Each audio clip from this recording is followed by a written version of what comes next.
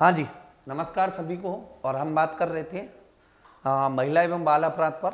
महिला एवं बाल अपराध में इससे पहले सेशनों में, इससे जस्ट पहले सेशन में हमने बात की थी बलात्संग के संदर्भ में बात की थी। बलात्संग क्या है, परिभाषाएं 375 में 375 कहती है कि किसी की सहमति के बिना बलात्कार करना, प्राकृतिक प्राणियों के साथ बलात्संग करना, संभोग करना या मैथुन करना, किसी को नशीले पदार्थ देकर संभोग करना बलात्संग माना जाएगा। किसी विधवा स्त्री के साथ सहमति हो भले ही संभोग करना बलात्संग माना जाएगा। पत्नी के साथ 18 वर्ष से कम आयु की अगर पत्नी है उसके साथ संभोग नहीं कर सकते।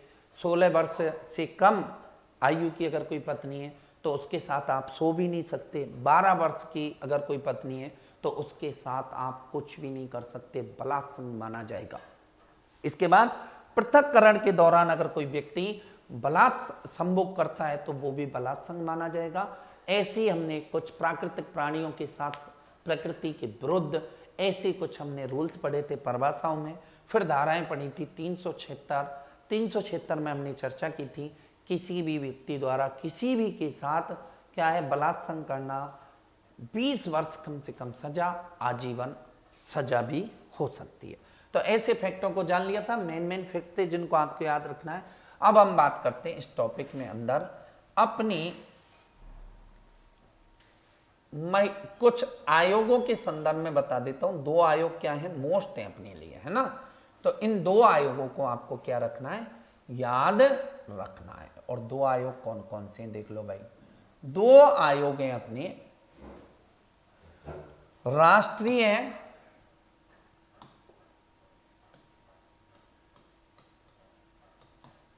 महत्वपूर्ण है आपके, राष्ट्रीय महिला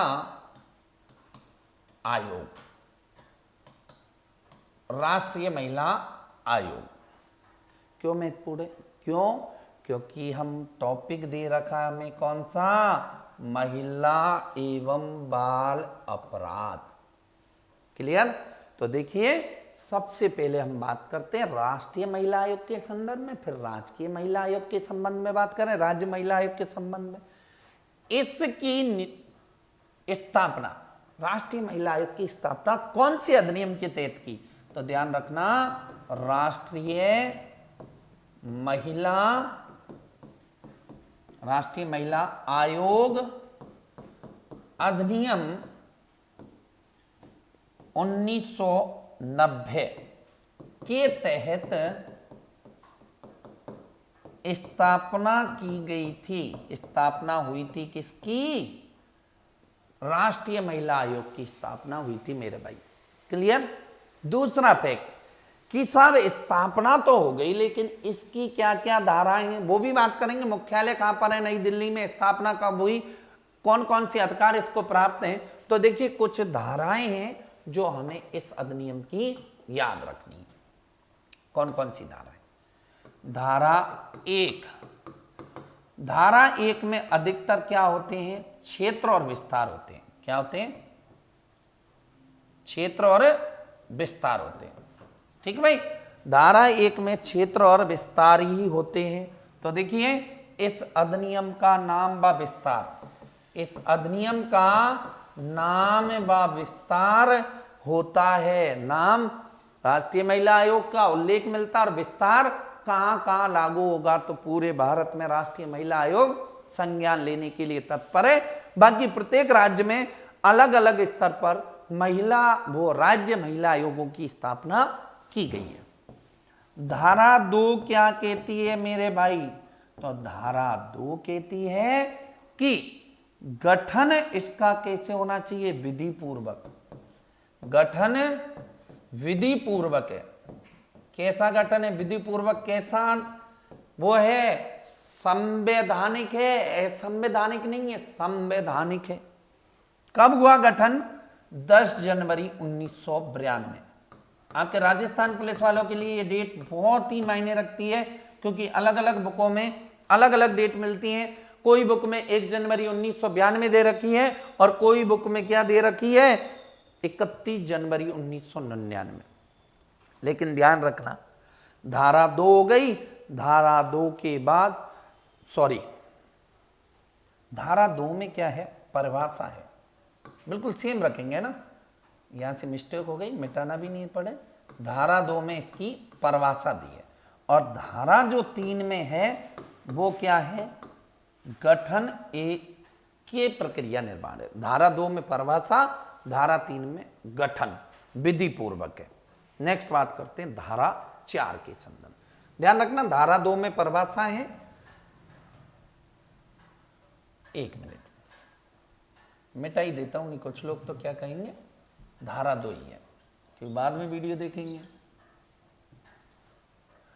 धारा 2 में परिभाषा है और धारा 3 में गठन कैसे हुआ है, विधि पूर्वक। 10 जनवरी 1992। धारा 4, धारा 4 मोस्ट है भाई, क्या कहती है, इसके सदस्य और उनके कार्यकाल के संदर्भ में हमें अवगत कराती है। तो ये याद रखने वाला पॉइंट है। तो देखिए, इसमें जो कुल सदस्य होते हैं वो होते हैं 5, कितने होते हैं, 5। क्लियर है। दूसरा फैक्ट, धारा 5 में सदस्य कितने होते हैं, वो धारा 4 के अनुसार 5। इसमें एक सचिव और एक कौन होगा, अध्यक्ष होगा। क्लियर फैक्ट है ये। और महिलाएं तो निश्चित है।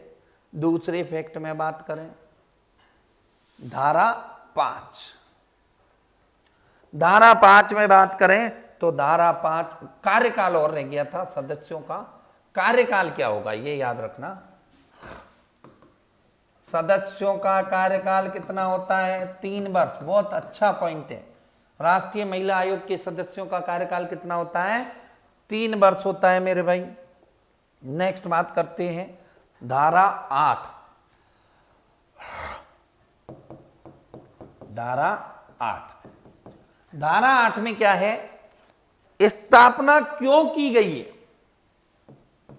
स्थापना क्यों की गई है, पता है क्या, ताकि महिला के हितों की रक्षा की जा सके, ताकि महिला के हितों की रक्षा या महिला उत्पीड़न से संरक्षण के लिए इसकी क्या की गई है, स्थापना की गई है केंद्र सरकार और राज्य सरकार के द्वारा। धारा 9, और धारा 9 क्या कहती है भाई, कि धारा 9 में इस आयोग, सॉरी धारा 10 मोस्ट है, यहां से 9 को नहीं रखो याद, कोई दिक्कत नहीं है। धारा 10 आयोग के कार्यों का क्या करती है, आयोग के कार्यों का, आयोग के क्या क्या कार्य उनको दर्शाती है। तो हमने क्या पढ़ा वो भी क्लियर कर लेते हैं। हमने पढ़ा भाई राष्ट्रीय महिला आयोग, ठीक है। राष्ट्रीय महिला आयोग की स्थापना अधिनियम 1990 के तहत स्थापना हुई। धारा 1 नाम विस्तार, धारा 2 परिभाषा, धारा 3 गठन विधि पूर्वक। 10 जनवरी 1992। सदस्य कुल 5 सदस्य, 1 सचिव, 1 अध्यक्ष, कार्यकाल 3 वर्ष का। धारा 8 स्थापना क्यों की गई है, ताकि महिला के हितों की सुरक्षा की जा सके।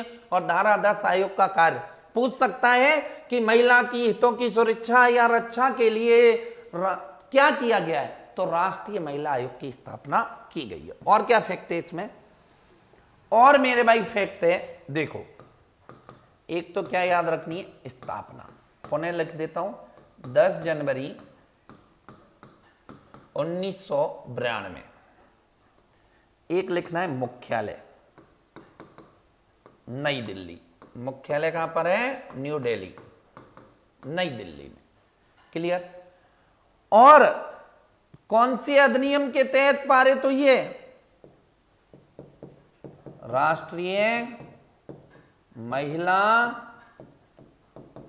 महिला आयोग अधिनियम 1990 के तहत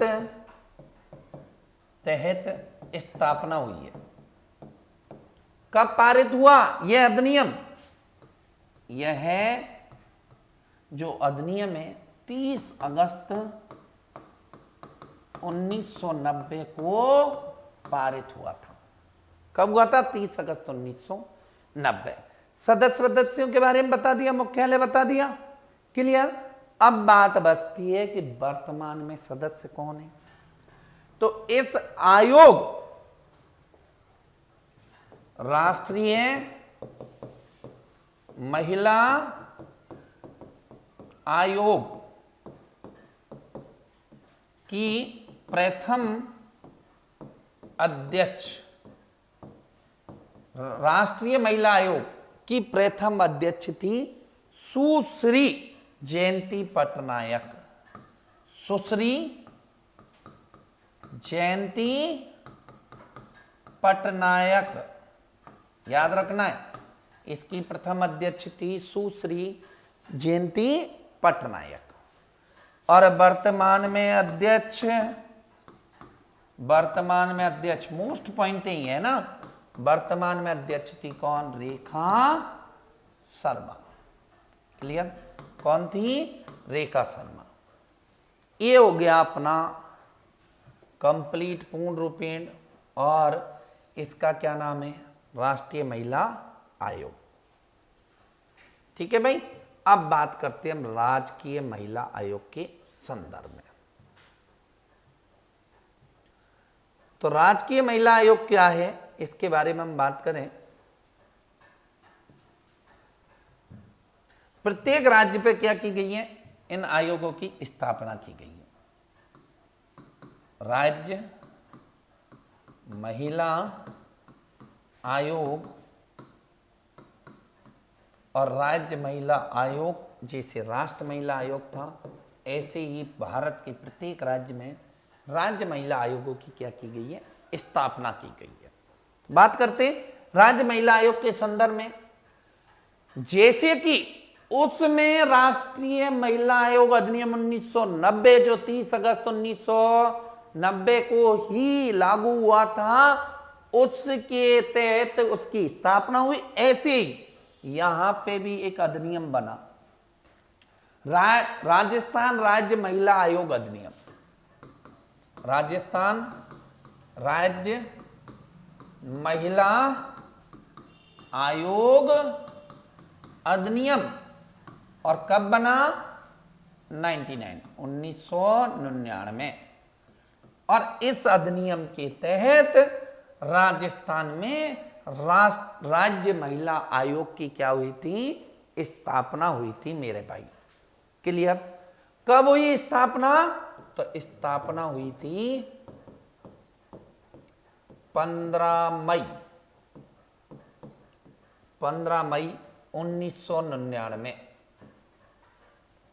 क्लियर? क्या है? तो धारा 1 सेम है जो मैंने बताया उसमें। धारा 1 में क्या बताया हुआ कि नाम और विस्तार मिलेगा। कहाँ कहाँ लागू होती है? पूरे राज्य में लागू होती है। धारा 2 में मैंने क्या बताया? परिभाषाएं बताई, दोनों की सेम है परिभाषाएं। धारा 3 में मैंने क्या बताया? तो धारा 3 में आयोग की स्थापना के संदर्भ में कैसा है, गठन कैसे हुआ, तो स्थापना के संदर्भ में। धारा 4 में क्या बतलाया मैंने अभी? तो धारा 4 में बतलाया था सदस्य और उनके कार्यकाल के संदर्भ में। यहां तक पूरा मैटर सेम है, लेकिन क्या सेम है क्या नहीं है देखो। तो यहां पर 4 सदस्य होते हैं। क्या होते हैं? 4 सदस्य। इनमें से एक क्या होता है? अध्यक्ष। और एक क्या होता है? सचिव। महिलाएं होना आवश्यक है, SC ST की सीटें भी आवश्यक हैं इसमें। ठीक है ना? तो ये याद रखना है। दूसरे फैक्ट पर बात करें कि साहब मुख्यालय कहां पर है, तो ध्यान रखना मुख्यालय कहां पर है? जयपुर में। इसका मुख्यालय कहां पर है? जयपुर में। बात करें राज्य महिला आयोग की प्रथम अध्यक्ष, राजस्थान की राजस्थान राज्य महिला आयोग की प्रथम अध्यक्ष कौन थी? तो कांता भटनागर, कांता खतूरिया, सॉरी कांता खतूरिया। कौन थी? कांता खतूरिया। दूसरा फैक्ट, वर्तमान में कौन है? ये फैक्ट याद रखना, वर्तमान में कौन अध्यक्ष है? तो मेरे भैया वर्तमान में अध्यक्ष कौन है राज्य महिला आयोग का? कोई नहीं है। तुम कहोगे साहब जब कोई नहीं है तो कैसे चल रहा है आयोग? बता देते हैं। इसमें जो वर्तमान में नोडल अध्यक्ष या कार्यवाहक अध्यक्ष है, नोडल अध्यक्ष या कार्यवाहक अध्यक्ष बनाई हुई है कौन? और वो है जिसका नाम है क्या? अल्पा चौधरी। और अल्पा चौधरी कौन है इसकी? सचिव। अल्पा चौधरी सचिव है, लेकिन अध्यक्ष का पद खाली होने के कारण इसे सचिव वाला काम तो करना ही है और अध्यक्ष वाला पद भी काम करना बहुत ही मोस्ट है राजस्थान पुलिस की दृष्टि से दोस्तों, इसलिए याद रखना है क्या? इफेक्ट। क्लियर? तो ये हो गया राज्य महिला आयोग अपना कंप्लीट। ठीक, 15 मई 1999 सदस्य 4 और वहां कितने थे? 5। क्लियर? वर्तमान कांता खतूरिया, वो प्रथम कांता खतूरिया, और वर्तमान अल्पा चौधरी जो क्या है मुख्य वो सचिव है इसकी, लेकिन कार्यवाहक अध्यक्ष का भी काम कर रही है। आगे बात करते हैं हम। तो दोनों हो गए, मेरी तरफ से दोनों को मैंने यहां मान्यता दे दी है। एक तो हो गया राष्ट्रीय महिला आयोग कंप्लीट, राष्ट्रीय महिला आयोग के संदर्भ में सारे फैक्ट कंप्लीट। ठीक है, तो दोनों आयोगों को याद रखना है। इनसे संबंधित कोई भी फैक्ट हो तो आप बता सकते हो। अब हम बात करेंगे आईपीसी की प्रमुख धाराओं के संदर्भ में।